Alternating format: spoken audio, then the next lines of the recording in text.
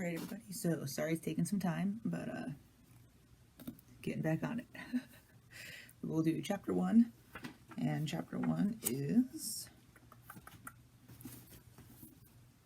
Silent Weapons for Quiet Wars. Let's just get right into it, shall we? The Illuminati's Declaration of War upon the American People. Above, a title added by William Cooper. Author's notes. I read top secret documents which explain that silent weapons for quiet wars is the doctrine adopted by the police committee of the Bilderberg Group during its first known meeting in 1954. A copy found in 1969 was in the possession of naval intelligence. The following document, dated May 1979, was found on July 7th of 1986 in an IBM copier that had been purchased at a surplus sale. Top secret. Silent weapons for quiet wars. I'll show you if any of you guys want, like, copies of anything, like if you would like to see a picture of any of the documents or anything, feel free to message me and I'll take pictures and send them to you, email them, so you can read them for yourself outside of just hearing me read them. Anyways, so Silent Weapons for Quiet Wars, an introductory programming manual, Operations Research Technical Manual TM-SW7905.1. Welcome aboard. This publication marks the 25th anniversary of the Third World War, called the Quiet War, being conducted using subjective biological warfare fought with silent weapons. This book contains an introductory description of this war, its strategies, and its weaponry. That's May 1979, number 74-1120. Security. It is patently impossible to discuss social engineering or the automation of a society, i.e., the engineering of social automation systems, silent weapons, on a national or worldwide scale without implying extensive objectives of social control and destruction of human life, i.e., slavery and genocide. This manual is in of itself an analog declaration of intent. Such a writing must be secured from public scrutiny, otherwise it might be recognized as a technically formal declaration of domestic war. Furthermore, whenever any person or group of persons, or in a position of great power and without full knowledge and consent of the public, uses such knowledge and methodology for economic conquest, it must be understood that a state of domestic warfare exists between said person or group of persons and the public. The solution of today's problems requires an approach which is ruthlessly candid, and no agonizing over religious, moral, or cultural values. You have qualified for this project because of your ability to look at human society with cold objectivity, and yet analyze and discuss your observations and conclusions with others of similar intellectual capacity without a loss of discretion or humility. Such virtues are exercised in your own best interest. Do not deviate from them. Here's author's notes. All above emphases are mine, as are those in the following two sections, including bracketed additions throughout. He's talking about how he, I don't know if you can see that, is capitalizing specific words in areas so that you really like pay attention to what they're saying, which is basically, we need unhuman humans in order to, uncompassionate humans, inhumane people to be able to, create this plan and to actually do it. So anyways, William Cooper's author notes. All above emphasis are mine, as are those in the following two sections, and including the bracketing additions throughout. I do recognize this document, based upon the document's own admission, as a formal declaration of war by the Illuminati upon the citizens of the United States of America. I acknowledge that a state of war exists and has existed between the citizens of the United States of America and the Illuminati aggressor based upon this recognition. I present to you that the peaceful citizens of this nation are fully justified in taking whatever steps may be necessary, including violence, to identify, counterattack, and destroy the enemy. I base this statement upon the God-given right of any peaceful people to defend themselves against attack and destruction by any enemy waging war against them. I cite the principles outlined in the Declaration of Independence, the Constitution of the United States of America, and the fully recognized and acknowledged historical precedents that have served as a justification for destruction of tyrants. Historical introduction. Silent weapon technology has evolved from operations research, OR, a strategic and tactical methodology developed under the military management of Eisenhower in England during World War II. The original purpose of operations research was to study the strategic and tactical problems of air and land defense with the objective of effective use of limited military resources against foreign enemies, i.e., logistics. It was soon recognized by those in positions of power, the Council on Foreign Relations, that the same methods might be useful for totally controlling a society, but better tools were necessary. Social engineering, the analysis and automation of a society, requires the correlation of great amounts of constantly changing economic information, or data. So a high-speed, computerized data processing system was necessary, which could race ahead of the society and predict when society would arrive for capitulation. Let's think about that. This was 1989. Look at today. Look at Google. Algorithms, so anyways, relay computers were too slow. The electronic computer invented in 1946 by J. Presper Eckert and John W. Mauchly, I might be saying that wrong, filled the bill. The next breakthrough was the development of the simplex method of linear programming in 1947 by the mathematician George D. Dantzig. Then in 1948, the transistor invented by J. Bardeen, W. H. Brattain, and W. Shockley promised great expansion of the computer field by reducing space and power requirements. With these three inventions under their direction, those in positions of power strongly suspected that it was possible for them to control the whole world with the push of a button. Immediately, the Rockefeller Foundation got in on the ground floor by making a 4-year grant to Harvard College, funding the Harvard Economic Research Project for the study of the structure of the American economy. 1 year later, in 1949, the United States Air Force joined in. In 1952, the original grant period terminated, and a high-level meeting of the elite, or the Illuminati, was held to determine the next phase of social operations research. The Harvard Project had been very fruitful, as is borne out by the publication of some of its results in 1953, suggesting the feasibility of economic and or social engineering. Studies in the Structure of the American Economy, copyright 1953 by Wassily Leontief, International Sciences Press, Inc., White Plains, New York. Engineered in the last half of the decade of the 1940s, the new quiet war machine stood, so to speak, in sparkling gold-plated hardware on the showroom floor by 1954. With the creation of the Master in 1954, the promise of unlocking unlimited sources of fusion atomic energy from the heavy hydrogen in seawater and the consequent availability of unlimited social power was a possibility only decades away. The combination was irresistible. The Quiet War was quietly declared by the international elite, the Bilderberg Group, at a meeting held in 1954. Although the silent weapon system was nearly exposed 13 years later, the evolution of the new weapon system has never suffered any major setbacks. This volume marks the 25th anniversary of the beginning of the Quiet War. Already, this domestic war has had many victories on many fronts throughout the world. Political introduction. In 1954, it was well recognized by those in positions of authority that it was only a matter of time, only a few decades, before the general public would be able to grasp and upset the cradle of power. For the very elements of the new silent weapon technology were as accessible for a public utopia as they were for providing a private utopia. The issue of primary concern, that of dominance, revolved around the subject of the energy sciences. Energy. Energy is recognized as the key to all activity on Earth. Natural science is the study of the sources and control of natural energy, and social science, theoretically expressed as economics, is the study of the sources and control of social energy. Both are bookkeeping systems, mathematics. Therefore, mathematics is the primary energy science, and the bookkeeper can be king if the public can be kept ignorant of the methodology of the bookkeeping. All science is merely a means to the end. The means is knowledge. The end is control. The end always justifies the means. Beyond this remains only one issue: who will be the beneficiary? In 1954, this was the issue of prime concern. Although the so-called moral issues were raised in view of the law of natural selection, it was agreed that a nation or world of people who will not use their intelligence are no better than animals who do not have intelligence. Such people are beasts of burden and stakes on the table by choice and consent. Consequently, in the interest of future world order, peace, and tranquility, it was decided to privately wage a quiet war against the American public with an ultimate objective of permanently shifting the natural and social energy, wealth, of the undisciplined and irresponsible, many into the hands of the self-disciplined, responsible, and worthy few.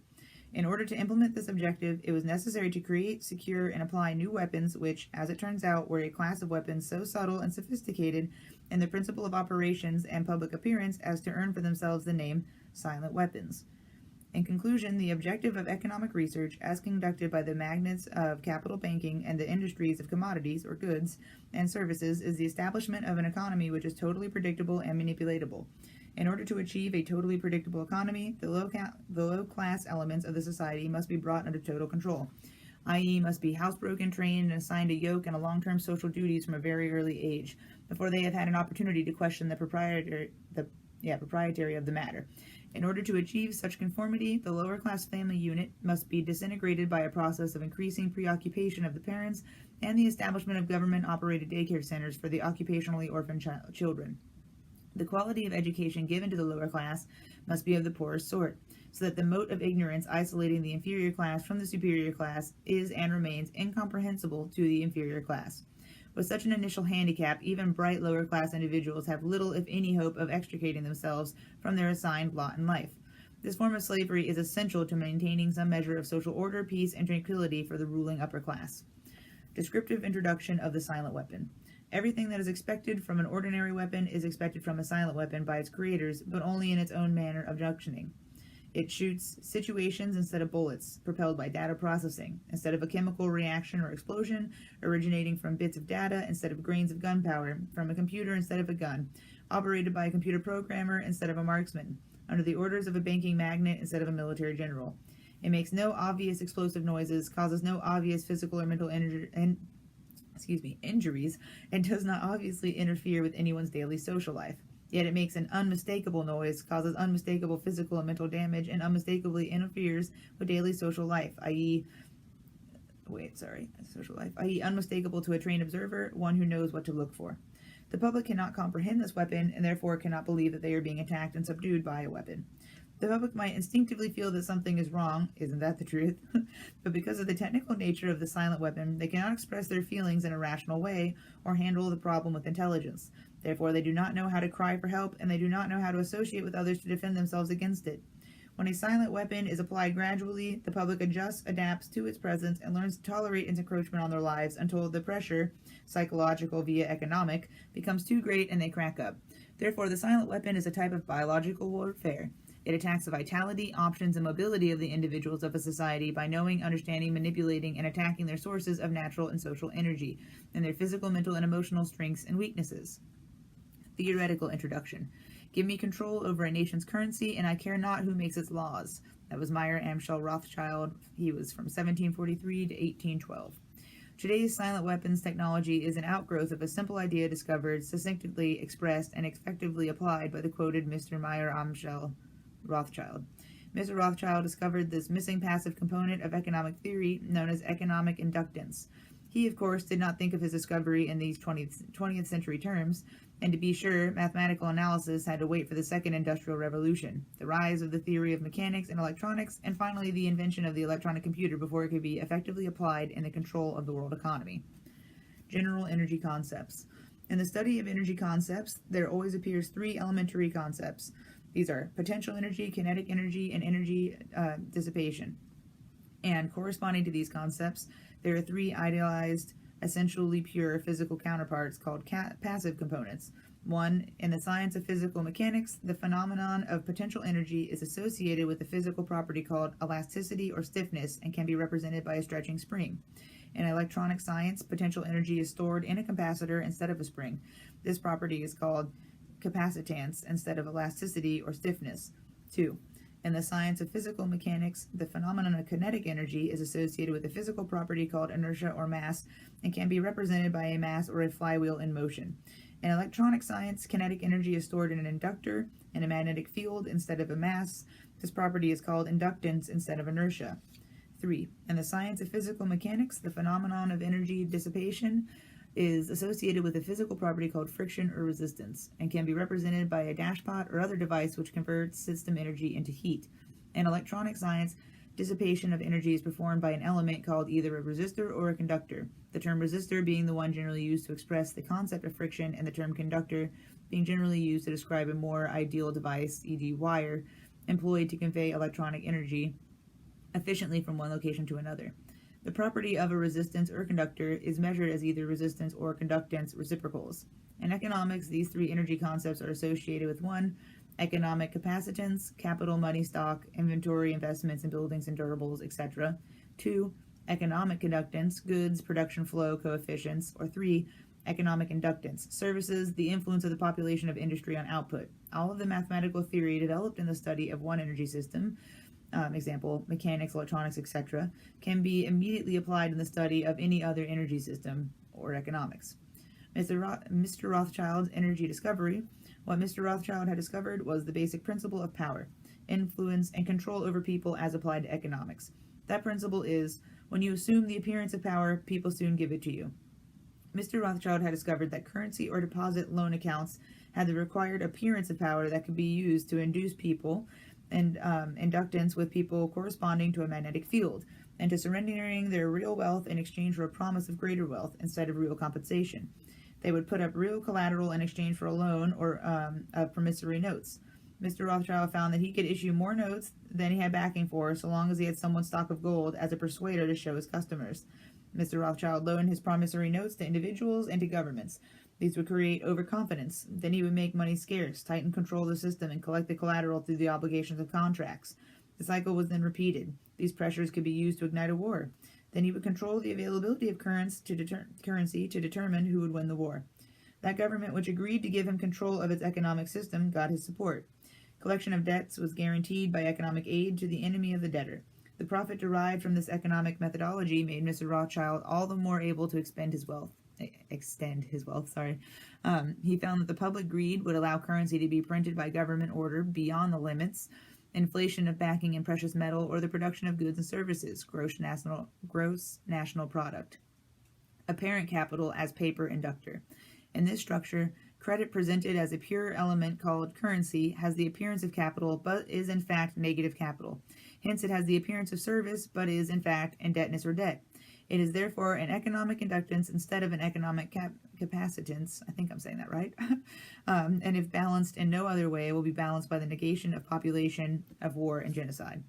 The total goods and services represent real capital called the gross national product, and currency may be printed up to this level and still represent economic capacitance.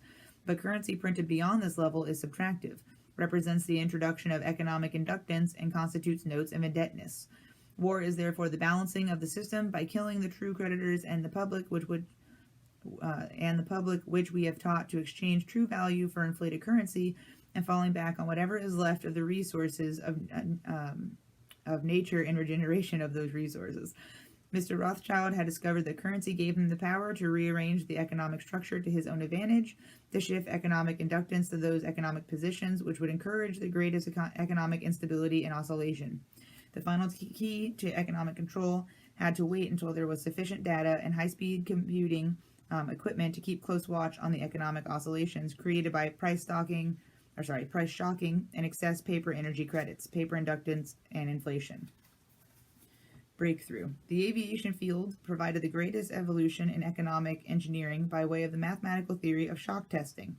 In this process, a projectile is fired from an airframe on the ground, and the impulse of the recoil is monitored by vibration transducers connected to the airframe and wired to chart recorders. By studying the echoes or reflections of the recoil impulse in the airframe, it is possible to discover critical vibrations in the structure of the airframe, which either vibrations of the engine or Aeolian, I think I said that right, vibrations of the wings, or a combination of the two, might reinforce, resulting in a resonant self-destruction of the airframe in flight as an aircraft. From the standpoint of engineering, this means that the strengths and weaknesses of the structure of the airframe in terms of vibrational energy can be discovered and manipulated. Application in economics. To use this method of airframe shock testing in economic engineering, the prices of commodities are shocked and the public consumer reaction is monitored. The resulting echoes of the economic shock are interpreted theoretically by computers, and the psychoeconomic structure of the economy is thus discovered. It is by this process that the partial differential and different matrices are discovered that define the family household and make possible its evaluation as an economic industry, dissipative consumer structure. Then the response of the household to future shocks can be predicted and manipulated, and society becomes a well-regulated animal with its reins under the control of a sophisticated computer-regulated social engineering bookkeeping system. Eventually, every individual element of the structure comes under computer control through a knowledge of personal preference. Such knowledge guaranteed by computer association of consumer preferences, Universal Product Code, UPC, zebra stripe pricing codes on packages, with identified consumers, identified via association with the use of a credit card and later a permanent tattooed body number, invisible under normal ambient illumination. That could be being looked at Bill Gates' ID 2020 right now that he's trying to add into the corona vaccine.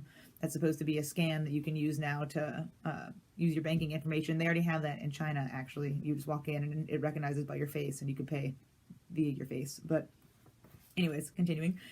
The economic model. The Harvard Economic Research Project, 1948, was an extension of World War II operations research. Its purpose was to discover the science of controlling an economy, at first the American economy and then the world economy.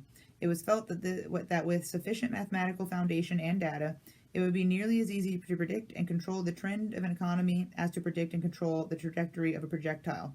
Such has proven to be the case. Moreover, the economy has been transformed into a guided missile on target.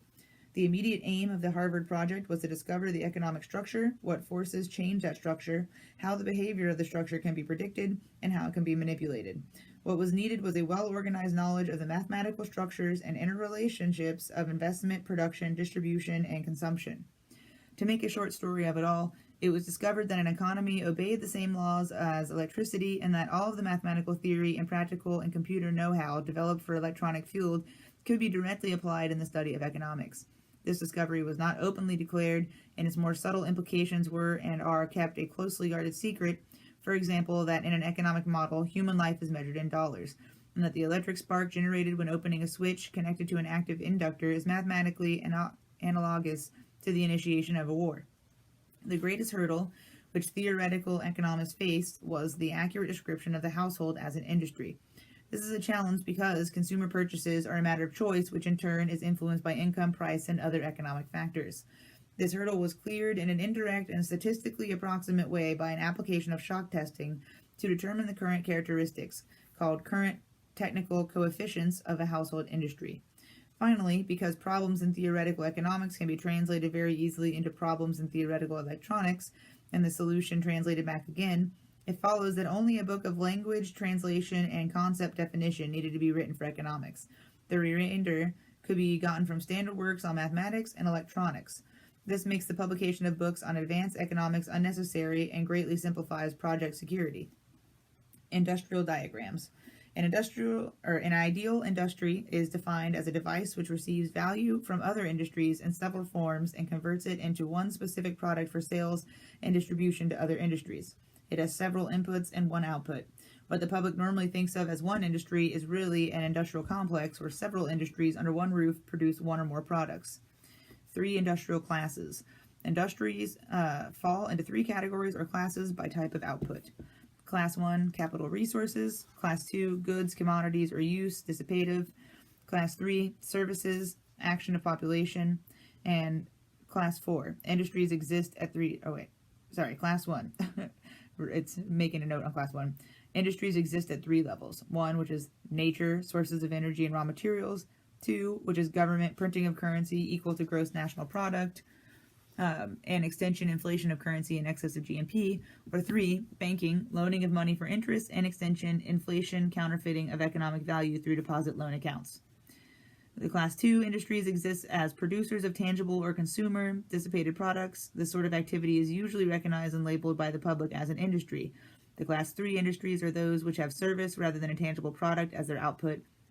These industries are called households and governments. Their output is human activity of a mechanical sort, and their basis is population. Aggregation. The whole economic system can be represented by a 3-industry model if one allows the names of the outputs to be 1, capital, 2, goods, and 3, services. The problem with this representation is that it would not show the influence of, say, the textile industry on the ferrous metal industry. This is because both the textile industry and the ferrous metal industry would be contained within a single classification called the goods industry, and by this process of combining or aggregating these 2 industries under one system block, they would lose their economic individuality. The E model. A national economy consists of a simultaneous flow of production, distribution, consumption, and investment. If all of these elements, including labor and human functions, are assigned a numerical value in like units of measure, say $1,939, then this flow can be further represented by a current flow in an electronic circuit, and its behavior can be predicted and manipulated with useful precision. The 3 ideal passive energy components of electronics, the capacitor, the resistor, and the inductor, correspond to the 3 ideal passive energy components of economics, called the pure industries of capital goods and services, respectively.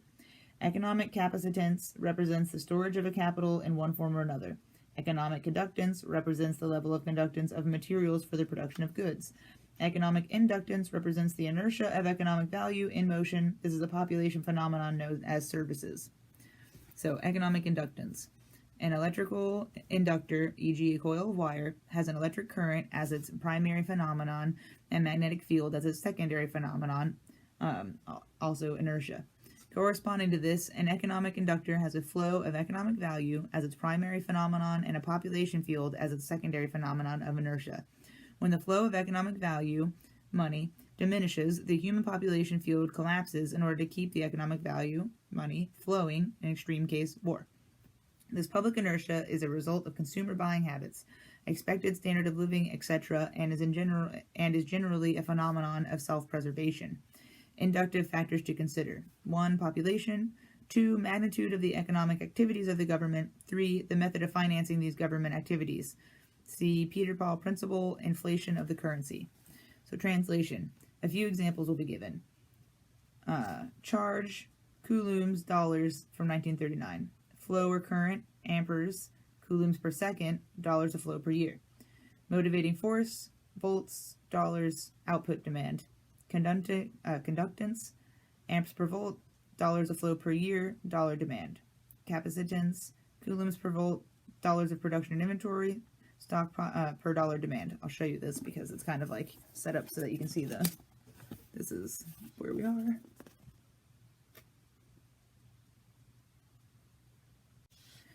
Time flow relationships and self-destructive oscillations. An ideal industry may be symbolized electronically in various ways. The simplest way is to represent a demand by a voltage and a supply by a current. When this is done, the relationship between the two becomes what is called an admittance, which can result from 3 economic factors: hindsight flow, present flow, and foresight flow. Foresight flow is the result of that property of living entities to cause energy or food to be stored for a period of low energy, example, a winter season, and it consists of demands made upon an economic system for that period of low energy or the winter season. In a production industry, it takes several forms, one of which is known as production stock or inventory. In electronic symbology, this specific industry demands a pure capital industry, is represented by capacitance, and the stock or resource is represented by a stored charge. Satisfaction of an industry demand suffers a lag because of the loading effect of inventory priorities. Present flow ideally involves no delays. It is, so to speak, input today for output today, a hand-to-mouth flow. In electronic symbology, this specific industry demand, a pure use industry, is represented by a conductance, which is then a simple economic valve or dissipative element. Hindsight flow is known as habit or inertia. In electronics, this phenomenon is the characteristic of an inductor. Economic analog equals a pure service industry, in which a current flow, economic analog equals a flow of money, creates a magnetic field. Economic analog equals active human population, which, if the current money flow begins to diminish, collapse, war, so to speak, to maintain the current flow of money or energy. Other large alternatives to war as economic inductors or economic flywheels are an open-ended social welfare program or an enormous but fruitful open-ended space program. The problem with stabilizing the economic system is that there is too much demand on account of 1, too much greed, and too much population. This creates excessive economic inductance, which can only be balanced with economic capacitance, true resource of value, and goods or services. The social welfare program is nothing more than an open-ended credit balance system, which creates a false capital industry to give non-productive people a roof over their heads and food in their stomachs. This can be useful, however, because the recipients from state property in return for the gift, a standing army for the elite. For he who pays the piper picks the tune. That's a very good example of what we're watching going on right now with all the basically extreme push for killing America for communism right now, or socialism under the guise of communism. With the BLM movement and everything that's happening right now, that's exactly what this is talking about. Those who get hooked on the economic drug must go to the elite for a fix. In this, the method of introducing large amounts of stabilizing capacitance is by borrowing on the future credit of the world. This is the fourth law of motion, onset and consists of performing an action and leaving the system before the reflected reaction returns to the point of action, a delayed reaction. The means of surviving the reaction is by changing the system before the reaction can return. By this means, politicians become popular in their own time, and the public pays for it later. In fact, the measure of such a politician is the delay of time. The same thing is achieved by government by printing money beyond the limit of the gross national product, an economic process called inflation. Note: Remember that inflation is only the act of printing money in excess of gross national product. They could blame it on the price of widgets or oil only because you never knew the real cause. The real cause and the only cause of inflation is the printing of more money beyond the gross national product. This puts a large quantity of money into the hands of the public and maintains a balance against their greed, creates a false self-confidence in them, and for a while stays the wolf from the door. They must eventually resort to war to balance the account, because war ultimately is merely the act of destroying the creditor, and the politicians are publicly hired hitmen that justify the act to keep the responsibility and blood off the public conscience. See section on consent factors and social economic structuring. If the people really cared about their fellow man, they would control their appetites, greed, procreation, etc., so that they would not have to operate on a credit or welfare social system which steals from the worker to satisfy the bum. Since most of the general public will not exercise restraint, there are only two alternatives to reduce the economic inductance of the system. 1. Let the population bludgeon each other to death in war, which will only result in a total destruction of the living earth. 2. Take control of the world by the use of economic silent weapons in a form of a quiet warfare, and reduce the economic inductance of the world to a safe level by a process of benevolent slavery and genocide. The latter option has been taken as the obviously better option. At this point, it should be crystal clear to the reader why absolute secrecy about the silent weapons is necessary. The general public refuses to improve its own mentality and its faith in its fellow man. It has become a herd of proliferating barbarians, and so to speak, a blight upon the face of the earth. They do not care enough about economic science to learn why they have not been able to avoid war despite religious morality, and their religious or self-gratifying refusal to deal with earthly problems renders the solution of the earthly problem unreachable by them. It is left to those few who are truly willing to think and survive as the fittest to survive, to solve the problem for themselves as the few who really care. Otherwise, exposure of the silent weapon would destroy our only hope of preserving the seed of future true humanity. The household industry. The industries of finance, banking, manufacturing, and government, real counterparts of the pure industries of capital goods and services, are easily defined because they are generally logically structured. Because of this, their process can be described mathematically, and their technical coefficients can be easily deduced. This, however, is not the case with the service industry known as the household industry. Household models. The problem with a theoretical economist faces is that the consumer preferences of any household is not easily predictable, and the technical coefficients of any one household tend to be nonlinear, very complex, and a variable function of income, prices, and etc. Computer information derived from the use of the Universal Product Code in conjunction with credit card purchases as an individual household identifier could change the state of affairs, but the UPC method is not yet available on a national or even significant regional scale. To compensate for this data deficiency, an alternate indirect approach of analysis has been adopted, known as economic shock testing. This method, widely used in the aircraft manufacturing industry, develops an aggregate statistical sort of data. Applied to economics, this means that all of the households in one region or in the whole nation are studied as a group or class rather than individually, and the mass behavior rather than individual behavior is used to discover useful estimates of the technical coefficients governing the economic structure of the hypothetical single household industry. One method of evaluating the technical coefficients of the household industry depends upon shocking the prices of a commodity and noting the changes in the sales of all of the commodities. Economic shock testing. In recent times, the application of operations research to the study of the public economy has been obvious for anyone who understands the principles of shock testing. In the shock testing of an aircraft airframe, the recoil impulse of firing a gun mounted on the airframe causes shock waves in that structure, which tell aviation engineers the conditions under which parts of the airplane or the whole airplane or its wings will start to vibrate or flutter like a guitar string, a flute reed, or a tuning fork, and disintegrate or fall apart in flight. Economic engineers achieve the same result in studying the behavior of the economy and the consumer publicly by carefully selecting a staple commodity such as beef, coffee, gasoline, or sugar, and then causing a sudden change with shock in its price or availability, thus kicking everybody's budget and buying habits out of shape. They then observe the shock waves, which result by monitoring the changes in advertising, prices, and sales of that and other commodities. The objective of such studies is to acquire the know-how to set the public economy into a predictable state of motion or change, even a controlled, self-destructive state of motion, which will convince the public that certain expert people should take control of the money system and reestablish security rather than liberty and justice for all. When the subject citizens are rendered unable to control their financial affairs, they of course become totally enslaved, a source of cheap labor. Not only the prices of commodities, but also the availability of labor can be used as the means of shock testing.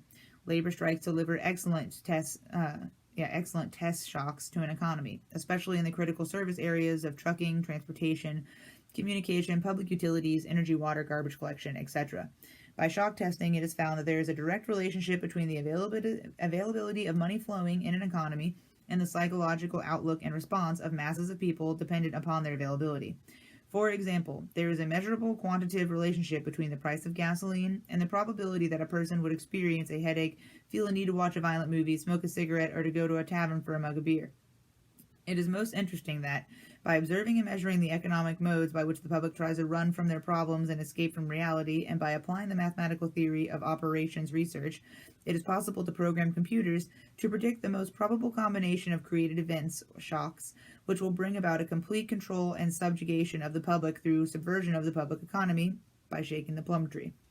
Introduction to economic amplifiers. Economic amplifiers are the active components of economic engineering. The basic characteristic of any amplifier, mechanical, electrical, or economic, is that it receives an input control signal and delivers energy from an independent energy source to a specified output terminal, in a predictable relationship to that input control signal. The simplest form of economic amplifier is a device called advertising. Yo.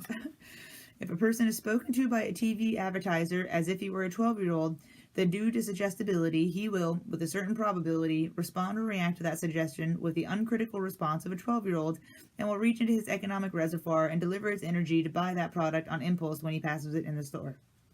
An economic amplifier may have several inputs and outputs. Its response might be instantaneous or delayed. Its circuit symbol might be a rotary switch if its options are exclusive, qualitative, go or no-go. Or it might have its parametric input-output relationship specified by a matrix with internal energy sources represented.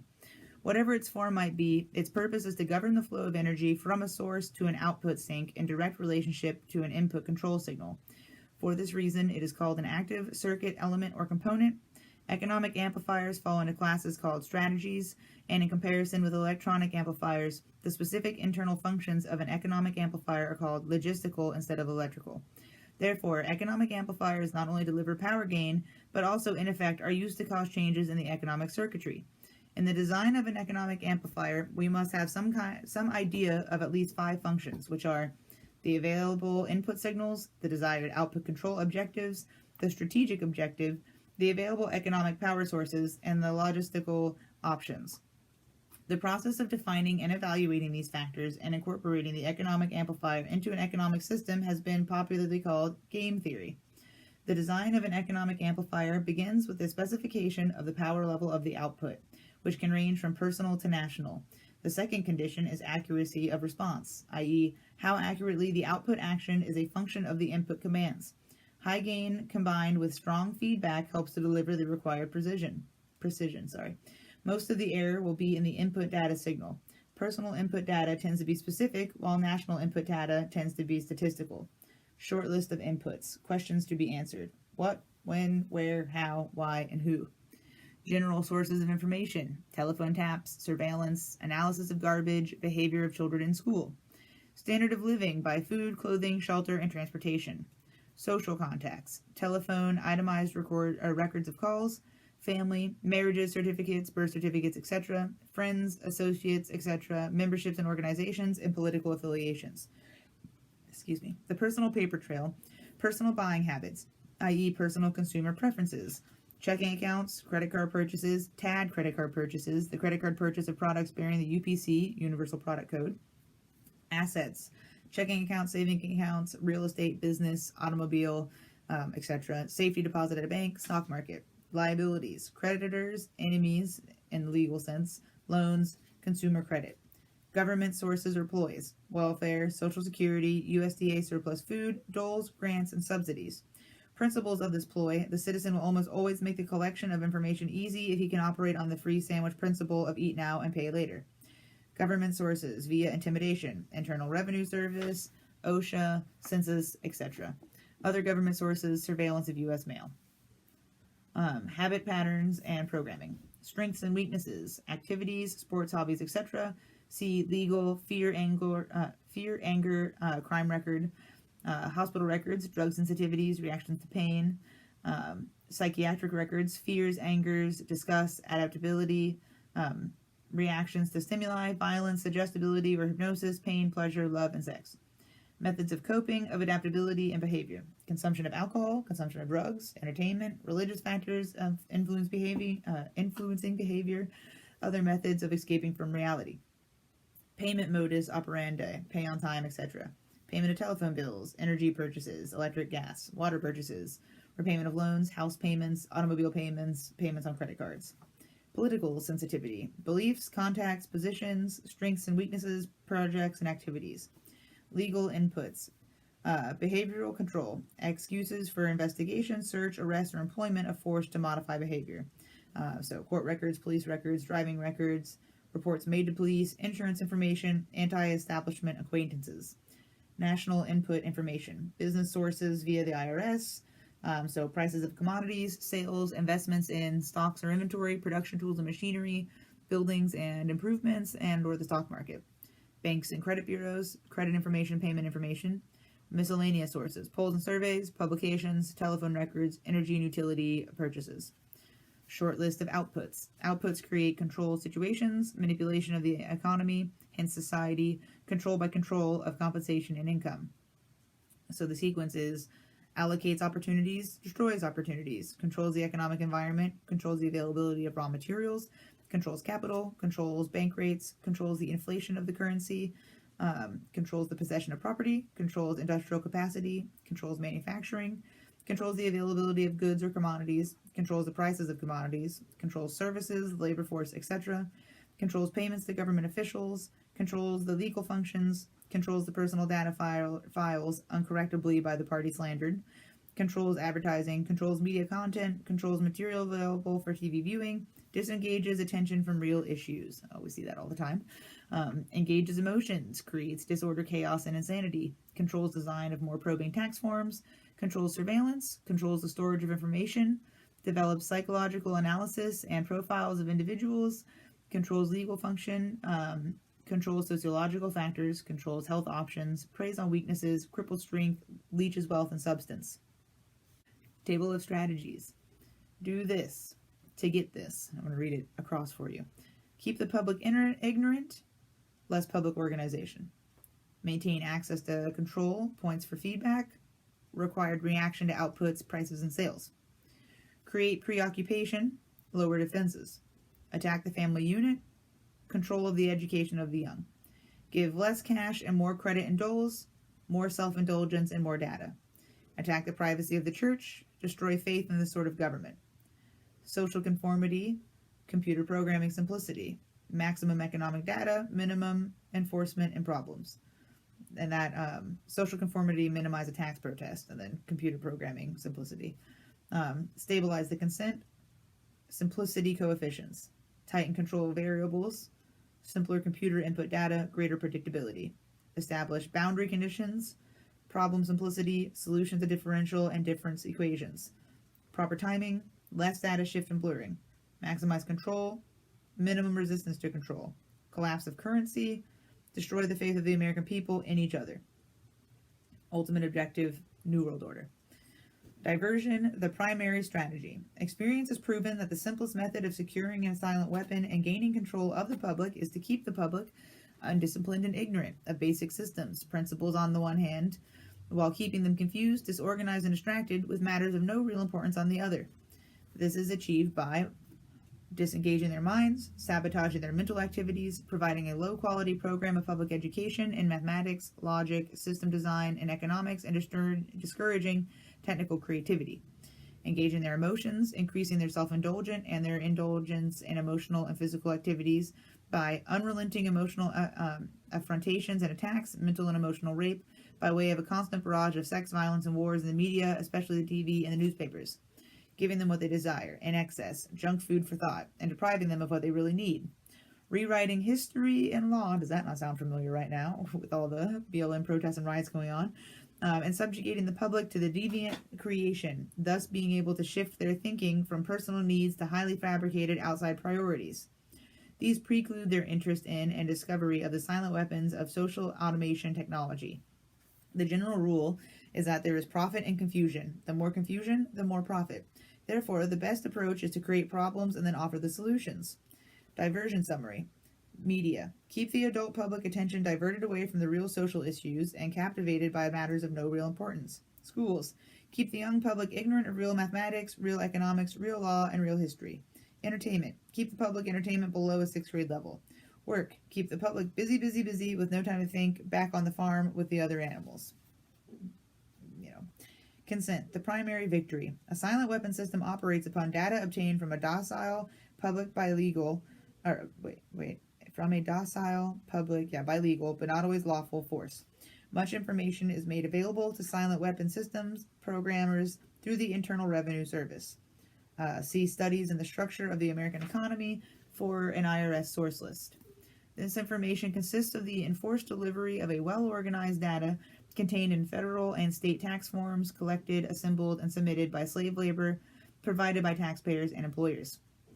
Furthermore, the number of such forms submitted to the IRS is a useful indicator of public consent.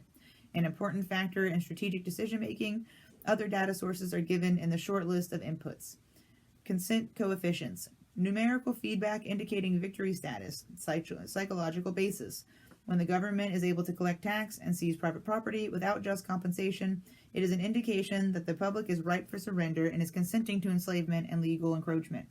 A good and easily quantified indicator of harvest time is the number of public citizens who pay income tax despite an obvious lack of reciprocal or honest service from the government. Amplification energy sources. The next step in this process of designing an economic amplifier is discovering the energy sources. The energy sources which support any primitive economic system are, of course, a supply of raw materials and the consent of the people to labor and consequently assume a certain rank, position, level, or class in the social structure, i.e. to provide labor at various levels in the pecking order. Each class, in guaranteeing its own level of income, controls the class immediately below it, hence preserves the class structure. This provides stability and security, but also government from the top down. As time goes on and communication and education improve, the lower class elements of the social labor structure become knowledgeable and envious of the good things that the upper class members have. They also begin to attain a knowledge of energy systems and the ability to enforce their rise through the class structure. This threatens the sovereignty of the elite. If this rise of the lower class can be postponed long enough, the elite can achieve energy dominance, and labor by consent no longer will hold the position of an essential economic energy source. Until such energy dominance is absolutely established, the consent of people to labor and let others handle their affairs must be taken into consideration, since failure to do so could cause the people to interfere in the final transfer of energy sources to the control of the elite. It is essential to recognize that at this time, public consent is still an essential key to the release of energy in the process of economic amplification. Therefore, consent as an energy release mechanism will now be considered. I might run out of room here. Okay, we're almost done. So, logistics. The successful application of a strategy requires a careful study of inputs, outputs, the strategy connecting the inputs and the outputs, and the available energy sources to fuel the strategy. This study is called logistics. A logistical problem is studied at the elementary level first, and then levels of greater complexity are studied as a synthesis of elementary factors. This means that a given system is analyzed, i.e., broken down into its subsystems, and thus in turn are analyzed until by this process one arrives at the logistical atom, the individual. This is where the process of synthesis properly begins and at the time of the birth of the individual. The artificial womb. From the time a person leaves its mother's womb, its every effort is directed towards building, maintaining, and withdrawing into artificial wombs, various sorts of substitute protective devices or shells. The objective of these artificial wombs is to provide a stable environment for both stable and unstable activity, to provide a shelter for the evolutionary process of growth and maturity, i.e., survival to provide security for freedom, and to provide defense protection for offensive activity. This is equally true of both the general public and the elite. However, there is a definite difference in the way each of these classes go about the solution of problems. The political structure of a nation, dependency. The primary reason why the individual citizens of a country create a political structure is a subconscious wish or desire to perpetuate their own dependency relationship of childhood. Simply put, they want a human god to eliminate all risk from their life, pat them on the head, kiss their bruises, put a chicken on every dinner table, clothe their bodies, tuck them into bed at night, and tell them that everything will be all right when they wake up in the morning. This public demand is incredible, so the human god, the politician, meets incredibility with incredibility by promising the world and delivering nothing. So who is the bigger liar, the public or the Godfather? The public behavior is surrender born of fear, laziness, and expendency. It is the basis of the welfare state as a strategic weapon useful against a disgusting public. Action and offense. Most people want to be able to subdue and or kill other human beings which disturb their daily lives, but they do not want to have to cope with the moral and religious issues which such an overt act on their part might raise. Therefore, they assign the dirty work to others, including their own children, so as to keep the blood off their own hands. They rave about the humane treatment of animals and then sit down to a delicious hamburger from a whitewashed slaughterhouse down the street out of sight. But even more hypocritical, they pay taxes to finance a professional association of hitmen collectively called politicians and then complain about corruption in government. Responsibility. Again, most people want to be free to do things, to explore, etc., but they are afraid to fail. The fear of failure is manifested in irresponsibility and especially in delegating those personal responsibilities to others where success is uncertain or carries possible or created liabilities or law, which the person is not prepared to accept. They want authority, root word author, but they will not accept responsibility or liability, so they hire politicians to face reality for them. Summary. The people hire the politicians so that the people can obtain security without managing it, obtain action without thinking about it, inflict theft, injury, and death upon others without having to contemplate either life or death, avoid responsibility for their own intentions, obtain the benefits of reality and science without exerting themselves in the discipline of facing or learning either of these things. They give the politicians the power to create and manage a war machine, to provide the survival of the nation or the womb, prevent encroachment of anything upon that nation or womb, destroy the enemy who threatens the nation or womb, and destroy those citizens of their own country who do not conform to the sake of the stability of the nation or womb. That's very familiar to what's happening right now also. Politicians hold many quasi-military jobs, the lowest being the police, which are soldiers, the attorneys and the CPAs, next who are spies and saboteurs, licensed, and the judges who shout the orders and run the closed union military shop for whatever the market will bear. The generals are industrialists. The presidential level of commander-in-chief is shared by the international bankers. The people know that they have created this farce and financed it with their own taxes, which is consent, but they would rather knuckle under than be the hypocrite. Thus a nation becomes divided into two very distinct parts, a docile subnation, the great silent majority, and a political subnation.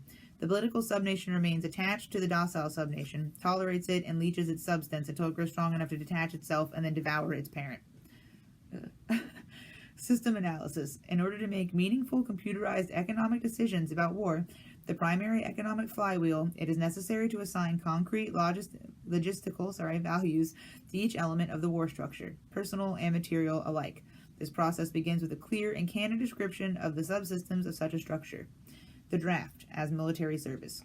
Few efforts of human behavior modification are more remarkable or more effective than that of the socio-military institution known as the draft. A primary purpose of a draft or other such institution is to instill, by intimidation in the young males of a society, the uncritical conviction that the government is omnipotent. The truth is just the opposite, as government exists only with the consent of the people. He is soon taught that a prayer is slow to reverse what a bullet can do in an instant. Thus, a man trained in a religious environment for 18 years of his life can, by this instrument of the government, be broken down, be purged of his fantasies and delusions in a matter of mere months. Once the conviction is instilled, all else becomes easy to instill. Even more interesting is the process by which a young man's parents, who purportedly love him, can be induced to send him off to war to his death. Although the scope of this work will not allow this matter to be expanded in full detail, nevertheless, a coarse overview will be possible and can serve to reveal those factors which must be included in some numerical form in a computer analysis of social and war systems. We begin with a tentative definition of the draft. The draft, selected services, etc., is an institution of compulsory collective sacrifice and slavery, devised by the middle-aged and the elderly for the purpose of pressing the young into doing public dirty work. It further serves to make the youth as guilty as the elders, thus making criticism of the elders by the youth less likely, generational stabilizer. It is marketed and sold to the public under the label of patriotic equals national. Once a canon economic definition of the draft is achieved, that definition is used to outline the boundaries of a structure called a human value system, which in turn is translated into the terms of game theory. The value of such a slave laborer is given in a table of human values, a table broken down into categories by intellect, experience, post-service job demand, etc. Some of these categories are ordinary and can be tentatively evaluated in terms of the value of certain jobs for which a known fee exists. Some jobs are harder to value because they are unique to the demands of social subversion. For an extreme example, the value of a mother's instruction to her daughter, causing that daughter to put certain behavioral demands upon a future husband 10 or 15 years, hence, thus by suppressing his resistance to a pervasion of a government, making it easier for a banking cartel to buy the state of New York in, say, 20 years. Such a problem leans heavily upon the observations and data of wartime espionage and many types of psychological testing. But crude mathematical models, algorithms, etc., can be devised, if not to predict, at least to predetermine these events with a maximum certainty. What does not exist by natural cooperation is thus enhanced by calculated compulsion. Human beings are machines, levers which may be grasped and turned, and there is little real difference between automating a society and automating a shoe factory. These derived values are variable. It is necessary to use a current table of human values for computer analysis. These values are given in true measure rather than US dollars, since the latter is unstable, being presently inflated beyond the production of national goods and services so as to give the economy a false kinetic energy or paper inductance. The silver value is stable, it being possible to buy the same amount with a gram of silver today as it could be in 1920. Human value measured in silver units changes slightly due to changes in production and technology. Enforcement. Factor 1. As in every social system approach, stability is achieved only by understanding and accounting for human nature, action-reaction patterns. A failure to do so can be, and usually is, disastrous. As in other human social schemes, one form or another of intimidation or incentive is essential to the success of the draft. Physical principles of action and reaction must be applied to both internal and external subsystems. To secure the draft, individual brainwashing, programming in both the family unit and their peer group must be engaged and brought under control. Factor 2. The father. The man of the household must be housebroken to ensure that Junior will grow up with the right social training and attitudes. The advertising, media, etc. are engaged to see to it that the father-to-be is pussy-whipped before or by the time he is married. He is taught that he either conforms to the social notch cut out for him or his sex life will be hobbled and his tender companionship will be zero. He is made to see that women demand security more than logical, principled, or honorable behavior. By the time his son must go to war, father, with jelly for a backbone, will slam a gun into Junior's hand before father will risk the censor of his peers, or make a hypocrite of himself by crossing the investment he has in his own personal opinions or self-esteem. Junior will go to war, or father will be embarrassed, so Junior will go to war, the true purpose notwithstanding. Factor 3. The mother. The female element of human society is ruled by emotion first and logic second. In the battle between logic and imagination always wins. Fantasy prevails, maternal instinct dominates so that the child comes first and the future comes second. A woman with a newborn baby is too starry-eyed to see a wealthy man's cannon fodder or a cheap source of slave labor. A woman must, however, be conditioned to accept the transition to reality when it comes or sooner. As the transition becomes more difficult to manage, the family unit must be carefully disintegrated, and state-controlled public education and state-operated child care centers must become more common and legally enforced so as to begin the detachment of the child from the mother and father at an earlier age. Inoculation of behavioral drugs, Ritalin, can speed the transition of the child, mandatory. Caution. A woman's impulsive anger can override her fear. An irate woman's power must never be underestimated, and her power over a pussy-whipped husband must likewise never be underestimated. It got women the vote in 1920. Factor 4. Junior.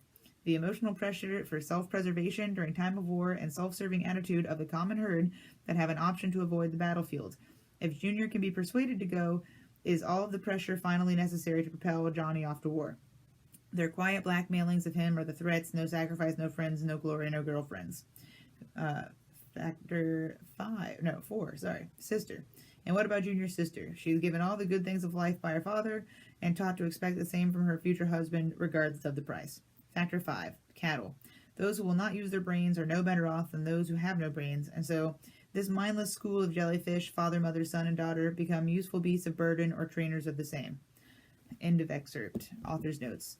So now you know, this chapter could only come in the beginning. Your preconceived ideas had to be shattered in order for you to understand the rest of this book.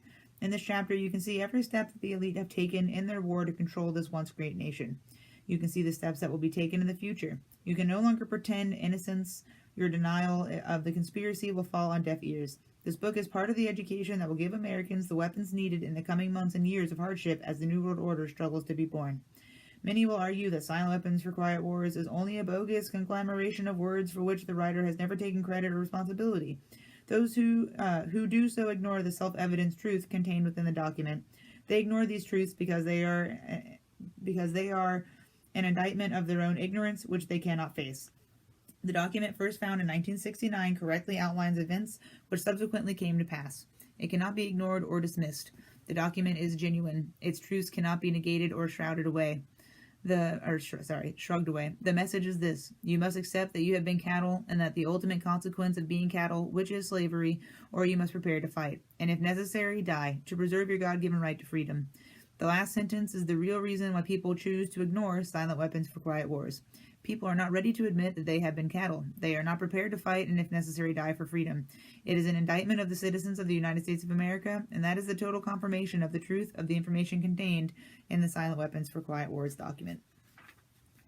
Next chapter will be secret societies in the New World Order. But really, like, take a minute. Like, today is July 1st, 2020.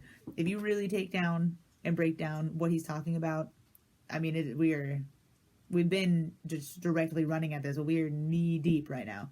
This disintegration of the family unit, that's full on. We already know we're there. Basically people just directly trying to hand over freedoms and further, take away more individual little things. And, this whole thing, everything that's happening right now with the COVID-19 mandatory masks and this and that and regulations and blah blah blah, it's all a test. But especially with the BLM movement, like, that's not about supporting Black people at all. It is literally about bringing in communism and the destruction of our country.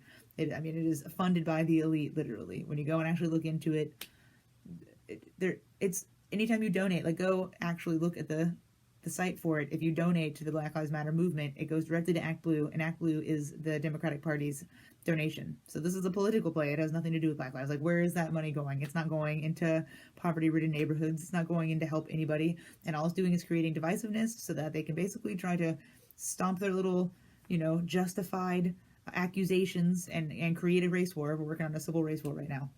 Anyways, so not to get into all that, but really think about what that first chapter is saying, and then look at right now, because this book is from 1989 and it is 2020, and we are right there.